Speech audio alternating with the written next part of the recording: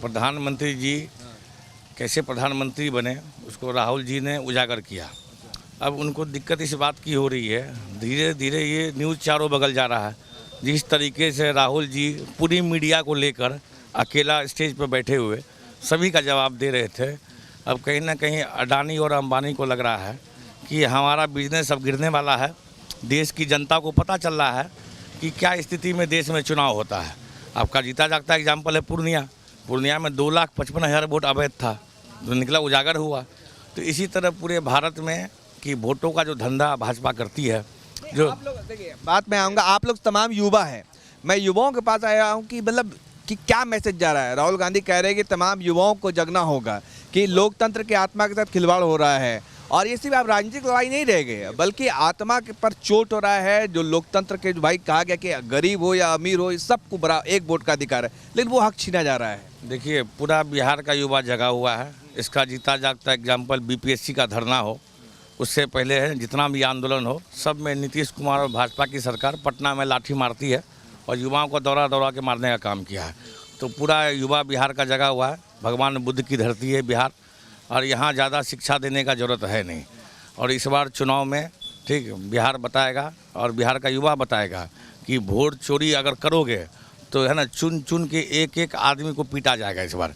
जैसे जिस तरीके से आप पटना में लाठी खाए हैं, उसी तरीके से अगर एक भी अधिकारी अरे एक भी जगह अगर धांधली करेगा तो युवा एकजुट है इस बार, और ऐसा लाठी लगेगा कि आप वोट चोरी करना बिहार से बंद तो करोगे ही, पूरे देश में इसको बंदी करोगे। और अभी आप देखे होंगे कि सिन्हा जी उप मुख्यमंत्री हैं बिहार के, उनको भी सिन्हा, हाँ वही विजय सिन्हा, हम लोग तो सिन्हा जी कहते हैं। यहाँ उनका रिश्तेदारी भी है, काझा में उनका शादी ब्याह हुआ है।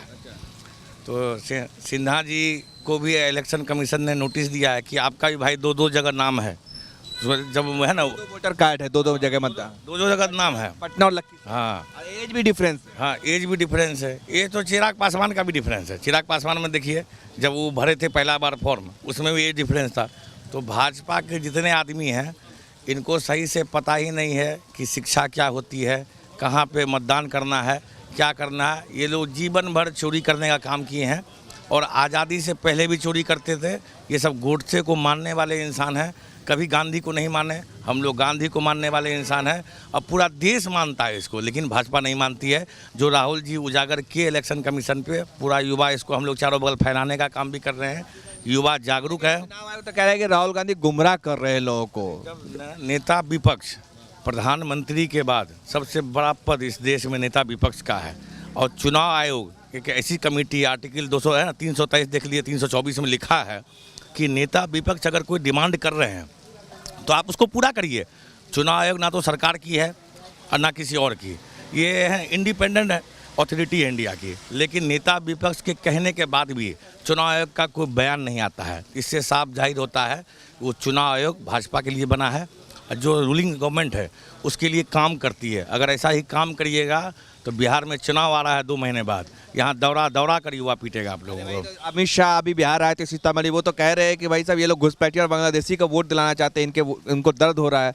आप लोग घुसपैठिया, वो तो कह रहे हैं कि घुसपैठिया बांग्लादेशी का वोट कट रहा है, दर्द हो रहा है। अरे 24 में प्रधानमंत्री जी देश में प्रधानमंत्री बने, तभी अमित शाह को बुद्धि नहीं था, आसाम जल रहा था, तब अमित शाह दही मुँह में जमाए हुए थे। ट्रंप के कहने पे ठीक आप सीज फायर करवाते हैं, तभी अमित शाह कहाँ थे जान। और कहते हैं कि अमित शाह बहुत ज्ञानी पुरुष हैं, देश के होम मिनिस्टर हैं। क्यों कहा जाता है? अरे होम मिनिस्टर का स्पेलिंग अगर अमित शाह बता देंगे, हम युवा पढ़ाई छोड़ देंगे, इतना बता रहे हैं आपको।